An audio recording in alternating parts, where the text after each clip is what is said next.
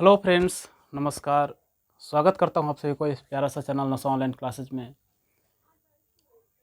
आज हम लोग इस चैनल के अंतर्गत, इस सेशन के अंतर्गत बहुत ही ज़बरदस्त जो इम्पोर्टेंट लेसन होने वाला है वह है 1.2 का क्वेश्चन संख्या 3 नंबर 3 हो या 4 हो, क्योंकि हमने पहले बहुत सारे ऐसे क्वेश्चन हैं, प्रश्न हैं जिसको हमने क्लियर कर चुके हैं। तो यहाँ पर हमारा क्वेश्चन नंबर 5 है, 4 भी नहीं है, 5 है यहाँ पर। और एक बात आप सभी को यहाँ पर बता देना चाहते हैं कि संडे को चाहे जितना तारीख हो जाए, लेकिन संडे को इसी चैनल नशा ऑनलाइन क्लासेज पर आप सभी के लिए बायोलॉजी का एक पॉइंट लाया गया है, एक लेसन लाया गया है, एक सेशन लाया गया है। उसका नाम है बायोलॉजी का जैव पराक्रम, चैप्टर संख्या 1 है। और उसके अंतर्गत एक आहार नाल पढ़ने के लिए बहुत ही ज़बरदस्त जो है टॉपिक मिलता है, आहार नाल, और वह बहुत ही VVI है। उससे हमें 5 नंबर का देखने के लिए ज़रूर मिलता है। ऑब्जेक्टिव में हो जाए या तो सब्जेक्टिव में हो जाए, डायरेक्ट आहार नाल का चित्र बनाने के लिए आ जाए या तो उसका वर्णन करने के लिए आ जाए, तो आप लोग उसे देखना ना भूलें और सही तरीके से समझना ना भूलें, तो आप लोग अच्छा कर पाएंगे। तो यहाँ पर हम लोग मैथ को देखने वाले हैं। तो मैथ देखने के बाद आप सभी को अगर वीडियो अच्छा लगे तो आप लोग लाइक कर दीजिएगा और साथ ही चैनल को सब्सक्राइब कर दीजिएगा। तो चलिए यहाँ पर सेशन को स्टार्ट करते हैं, क्योंकि ज़्यादा बोलने पर यहाँ पर समय का लॉस होता है और ज़्यादा समय वीडियो लॉन्ग हो जाता है। तो यहाँ पर चैप्टर का हमारा नाम है प्रश्नावली 1.2 यहाँ पर लेसन का नाम है, जिसको प्रश्नावली कहते हैं। तो चलिए प्रश्नावली 1.2 के क्वेश्चन को देखते हैं। 5 नंबर यहाँ पर आप सभी को दिख रहा होगा। तो यहाँ पर लिखा गया है क्या कि जांच कीजिए कि क्या किसी प्राकृत संख्या n के लिए संख्या n के पावर 0 अंक 0 यहाँ पर संख्या 6 के पावर n संख्या 0 पर समाप्त हो सकता है। यहाँ पर क्वेश्चन आप सभी लोग पढ़ पाए होंगे। लिखा हुआ कि जांच कर बताएं कि क्या किसी प्राकृत संख्या n के लिए 6 के पावर n, यानी कि यहाँ पर इस प्रकार से है, n का मान हम लोग कुछ भी ले सकते हैं। यहाँ पर 0 भी ले सकते हैं, 1 भी ले सकते हैं, 2 भी और 3 भी, इसी प्रकार से अनंत तक ले सकते हैं। और यहाँ पर प्राकृत संख्या कहा गया है तो हम लोग 0 को नहीं ले सकते हैं, सिर्फ 1 2 3 4 इस प्रकार से अनंत तक ले सकते हैं। तो क्या यह 6 के पावर यदि हम n रखते हैं तो यह 0 पर जाकर कभी समाप्त हो सकता है? ये यहाँ पर प्रश्न है। तो यह किस प्रकार से 0 पर समाप्त होगा, नहीं होगा, इसके लिए एक हमारे पास ट्रिक है, एक फॉर्मूला है जिसको कुछ भी कर सकते हैं। तो समझिए कि वह क्या है। अब यहाँ पर 5 नंबर प्रश्न है। तो यहाँ पर बताइए, कोई भी संख्या लास्ट में 0 आता है, जैसे कि 50 यहाँ पर है, 10 ही है, 20 है, 100 है, तो इस प्रकार से यहाँ पर दिया गया है। तो बताइए कि इसका लास्ट में 0 आया है, यदि इसको हमें अभाज्य गुणनखंड या तो 2 भाग में तोड़कर लिखने के लिए मिले तो किस प्रकार से लिख सकते हैं? इसको 5 गुना में 10 लिख सकते हैं, इसको 10 गुना में 1 लिख सकते हैं, यहाँ पर 10 गुना में 20 लिख सकते हैं, और यहाँ पर 10 गुना में 10 लिख सकते हैं। तभी यह जाकर के जो है 0 पर समाप्त होगा। यानी कि यहाँ पर कहने का मतलब है कि इकाई स्थान पर 0 आ सकता है कि नहीं आ सकता है? तो इसमें नहीं आएगा। क्यों नहीं आएगा? क्योंकि जब इसे अभाज्य गुणनखंड करेंगे तो एक स्थान पर 5 आना चाहिए और एक स्थान पर 2। यानी कि जहाँ किसी भी संख्या को अभाज्य गुणनखंड यदि हम लोग करते हैं और अभाज्य गुणनखंड करने के बाद उसमें 5 और 2 एक साथ आता है गुणनखंड के रूप में, तो वही वह संख्या 0 पर समाप्त हो सकता है, अन्यथा नहीं हो सकता है। तो यहाँ पर हम लोग कह सकते हैं कि ये जो दिया गया है संख्या, यहाँ पर सॉल्यूशन दिया गया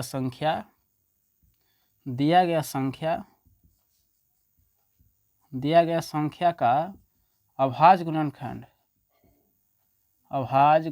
में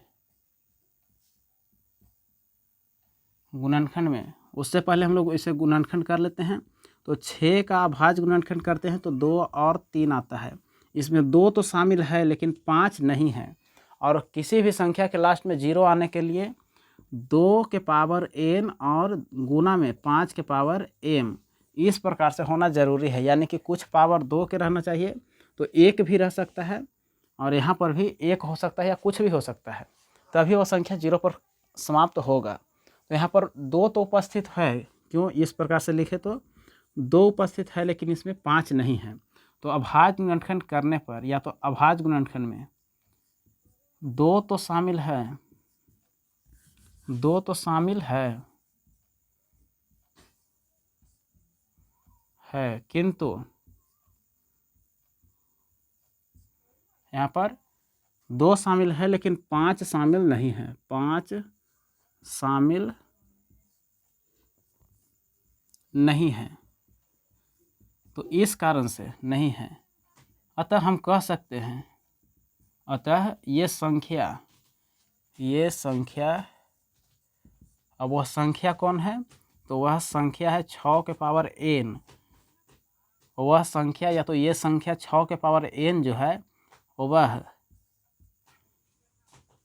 0 पर समाप्त नहीं होगा। सिर्फ इतना ही लिखना है और इस प्रकार से हमारा 2 नंबर का प्रश्न क्लियर हो जाएगा। तो आशा करते हैं कि यह प्रश्न आप सभी को समझ में आया होगा। अब इसी प्रकार से एक हम आप सभी के लिए होमवर्क देते हैं। अब वह होमवर्क किस प्रकार से रहेगा, तो सेम इसी प्रकार के है। n एक प्राकृत संख्या है, यहाँ पर n जो है वह प्राकृत संख्या है, प्राकृत संख्या है। साथ ही हमें बताइए कि यहाँ पर 5 के पावर n 0 पर समाप्त हो सकता है, 0 पर समाप्त हो सकता है। ये आप सभी को बनाकर दिखाना है, आप सभी लोग चेक कर सकते हैं। तो यहाँ पर भी वही प्रोसेस आएगा जो कि इसमें है, तो आप लोग चेक करके एक बार देखिएगा, आप लोग समझिएगा। सेम इसी प्रकार से इसको भी लिखना है। अगर समाप्त होगा तो लिखेंगे कि समाप्त होगा, क्यों, क्योंकि इसमें 2 और 5 दोनों शामिल होगा, तभी उसके लास्ट में 0 आएगा, और नहीं तो नहीं आ पाएगा। तो आशा करते हैं कि ऐसे प्रश्न में आप सभी को अब दिक्कत नहीं होगा। अब आगे के प्रश्न 6 नंबर में चलते हैं, और 6 नंबर में क्या कहता है।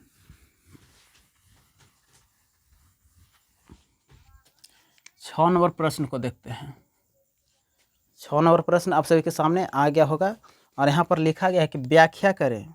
क्या व्याख्या करना है कि 7 गुना 11 और गुना में 13 और प्लस में 13, इस प्रकार से है। और यहाँ पर एक और दिया गया है 7 गुना 6 गुना 5 और गुना 4 गुना 3 गुना 2 और गुना में 1 और प्लस 5 दिया गया है, इस प्रकार से है।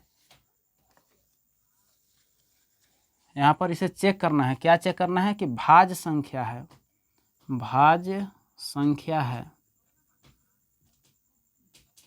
क्यों, ये भाज्य संख्या क्यों है, यही चेक करना है। भाज्य संख्या क्यों है, इसे देखना है। अब इसे हम लोग को चेक करके बताना है कि क्या यह सही में भाज्य संख्या है। भाज्य संख्या किसे कहते हैं, तो वह ऐसी संख्या जिसका कम से कम 3 गुणनखंड रहता है, उसी को हम लोग भाज्य संख्या कहते हैं। जिसका 3 से कम होता है उसे अभाज्य संख्या कहते हैं। यानी कि जिसका 2 गुणनखंड होता है उसे अभाज्य संख्या कहते हैं, और 2 से ज़्यादा हो जाता है उसे भाज्य संख्या कहते हैं। तो चलिए यहाँ पर देखते हैं। सबसे पहले इसे गुना करके एक साथ करने का प्रयास करते हैं। तो 11 में 7 से गुना करते हैं तो 77 आता है, और 77 में 13 से इस प्रकार से गुना करना है। गुना कीजिए, और गुना करेंगे तो 7 या 21 आता है, शेष 2, और 7 या 21, 21 और 7 आता है 28, और 28 में 2 जोड़ेंगे तो 30 के 0 हो जाएगा 3, और यहाँ पर 7 और 3 10 हो जाएगा, यानी कि 1001 आ गया, और प्लस में 13 को भी ऐड करना है। अब आगे इसको एक साथ करने का प्रयास करते हैं। तो इसको दोनों में गुना करेंगे तो 42 आएगा, ये दोनों को गुना करेंगे तो 20 आएगा, और ये दोनों को गुना करेंगे तो 6 आएगा। अब इसको भी आपस में गुना करना है, ये 6 आएगा। अब देखिए यहाँ पर 20 आया है और 6 आया है। 20 में 6 से गुना करेंगे तो 120 आएगा। इतना को 42 से गुना करना है, तो गुना कीजिए कितना आता है।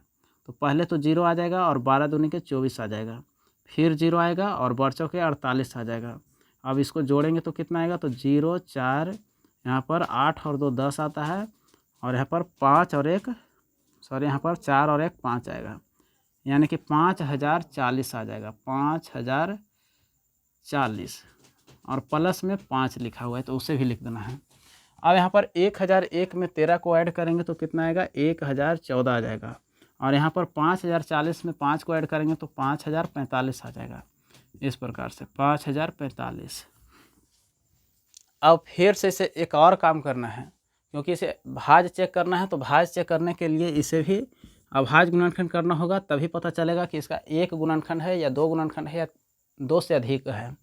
तो सबसे पहले 1014 2 से लगाएंगे तो 5 बार में, 0 7 बार में, फिर यह कितना से लगेगा, तो 7 और 5 12 आता है, यानी कि 3 से यह लग जाएगा, 3 से विभाज्य होगा, तो 1 बार में और फिर 3 बार में, और यहाँ पर 1 बार में 3 और यहाँ पर 6 बार में लग जाएगा, 6 तिया 18 और फिर 9 तिया 27, फिर यह कितना बार में लगेगा, तो 10 और यहाँ पर 6 16, 11 से लगाएंगे, 11 से ना 13 से लगाएंगे, 13 बार में विभाज्य हो जाएगा। आगे यहाँ पर 5045 लिखा हुआ है, तो 5045 लिखते हैं। पहले जो दोनों को ऐड करेंगे तो कितना आता है, 5 और 9 और 9 4 9 5 14 आता है, यानी कि यह 3 से नहीं कटेगा, सीधा 5 से कटेगा। 5 से काटेंगे तो 1 0 0 9, आगे यह कितना से कटेगा, तो एक बार सबसे लास्ट में लगाएंगे, कितना से, 11 से देखते हैं काट के, और उससे पहले 7 से भी विभाज्य हो जाएगा लगभग, तो देख लेते हैं। एक बार में 7 घटाएंगे तो 3 0, 7 चौके 28, घटाएंगे तो 2 आएगा, और यहाँ पर 9, यह 7 से नहीं कटेगा।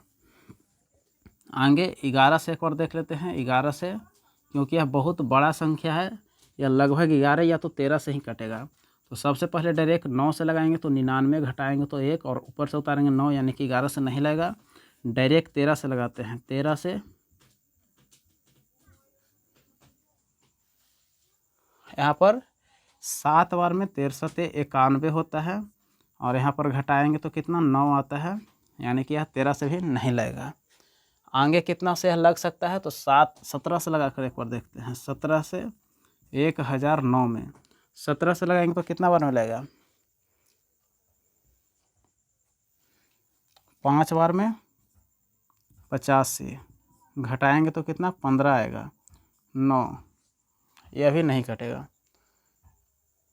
तब कितना से लगेगा, 19 से एक बार देख लेते हैं। 19 से 1009, 19 पचे 95 होता है, 19 पचे 95, फिर 5 उतारेंगे, मतलब कि 19 से भी नहीं लगेगा। 21 से 21 चौक 84, 21 से भी नहीं, 23 से, 23 से कितना बार में लगेगा, तो यदि 5 बार में लगाते हैं तो 115 आता है, 115 आता है।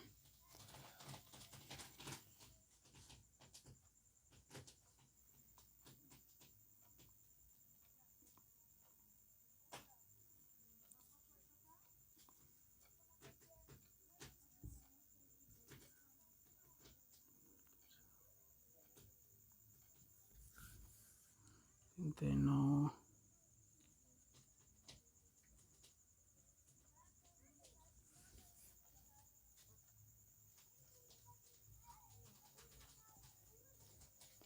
अब यह शायद ही किसी संख्या से कट पाएगा, तो इसे डायरेक्ट हम लोग 1009 से लगा देते हैं। 1009 से लगाएंगे तो एक बार में लगेगा।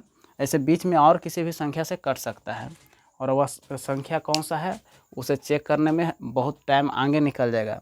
तो डायरेक्ट इतना से ही पता चल सकता है। किस प्रकार से, यहाँ पर 1 2 3 और 1 4 आया है, यानी कि 2 गुना 3 गुना 13 और गुना में 13, और गुना में 1 भी लिख सकते हैं इसके नीचे वाला। और इसको अभाज्य गुणनखंड किया है तो 5 और 1009 और गुना में 1 आया है, तो इसमें 2 से अधिक अभाज्य संख्या आ गया है। तो कह सकते हैं कि हमारा ये संख्या जो है वह भाज्य संख्या है। और वह किस प्रकार से लिखाएगा, यहाँ पर लिखना होगा इस प्रकार से। इसलिए यहाँ पर दिए गए संख्या, दिए गए दिए गए संख्याओं का संख्याओं का अभाज्य गुणनखंड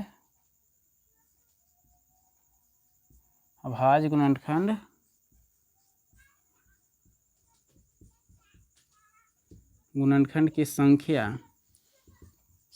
जो है संख्या 2 से अधिक है, 2 से चूँकि लिखना होगा, चूँकि 2 से अधिक है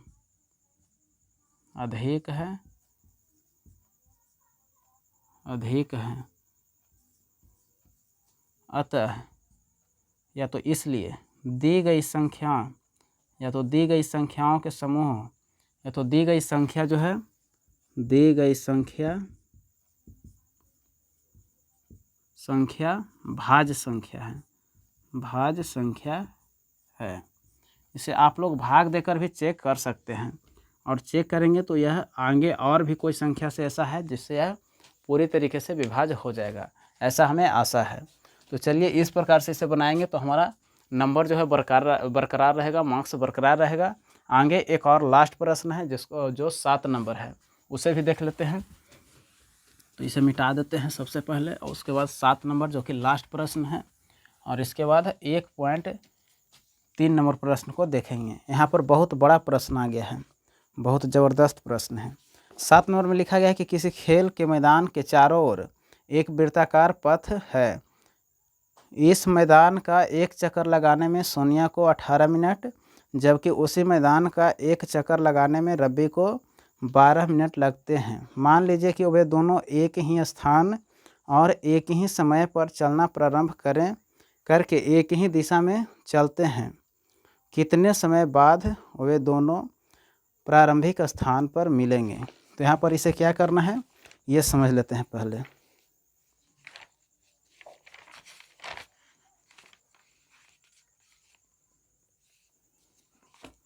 चलिए यहाँ पर दिया गया प्रश्न का एलसीएम निकालना है। 7 नंबर प्रश्न। सबसे पहले तो यहाँ पर 2 व्यक्ति है। सबसे पहले कौन है? तो एक सोनिया है, नाम है सोनिया। सोनिया कितना देर पहले निकला है? तो 18 मिनट पहले। 18 मिनट लगते हैं, जबकि उसी को रब्बी को चक्कर लगाने में 12 मिनट लगता है। माने कि यहाँ पर रब्बी जो है 12 मिनट में पूरे मैदान का एक चक्कर लगा लेता है। तो बताइए कि दोनों एक ही समय पर निकला है, एक चक्कर लगाने में एक ही समय पर निकला है, तो दोनों एक ही स्थान पर कब पहुँचेगा? तो दोनों का अलग अलग एलसीएम निकाल लेते हैं, या तो एक ही स्थान पर भी निकाल सकते हैं इस प्रकार से। 18 और 12 का तो 2 से लगाएंगे 9 बार में और यहाँ पर 6 बार में, फिर 3 से लगाएंगे 3 बार में और ये 2 बार में। अब दोनों को सभी को गुना एक साथ करते हैं, तो 2 गुना 3 और गुना 3 गुना 2, सभी को गुना करेंगे तो 36 आता है। यानी कि सभी मिनट में है, मिनट में दिया गया है, तो 36 मिनट बाद जो है वह दोनों एक स्थान पर वापस से मिल जाएगा और यही इसका सटीक जवाब है। तो ऐसा हमें आशा लगता है, आशा उम्मीद है कि आप लोग को यह सही तरीके से समझ में आ गया होगा, आगे कोई दिक्कत नहीं होना चाहिए। तो चलिए मिलते हैं अब अगले वीडियो में। बस आज के लिए 3 ही प्रश्न था इस वीडियो के अंतर्गत, और आगे हम लोग 1.3 देखेंगे। 1.3 जिसमें सिद्ध करना होता है कि परिमेय संख्या है या नहीं है, ये चेक करके बताना है। तो उसे सही तरीके से समझेंगे और उसमें थोड़ा समय ज़्यादा लगेगा। 1.3 को एक ही वीडियो में ख़त्म करना है, क्योंकि ज़्यादा प्रश्न इसमें नहीं है, लेकिन 2 नंबर का प्रश्न हमेशा आते रहता है। और उसी वीडियो में हम लोग देखेंगे शांत और अशांत को। तो आप लोग देखना ना भूलें। और आप लोग को लास्ट में जाते समय एक बार और कह देते हैं कि आप लोग इस चैनल को सब्सक्राइब कर लीजिए, अपने दोस्तों के पास शेयर ज़रूर से कर दीजिए। धन्यवाद, मिलते हैं अगले वीडियो में।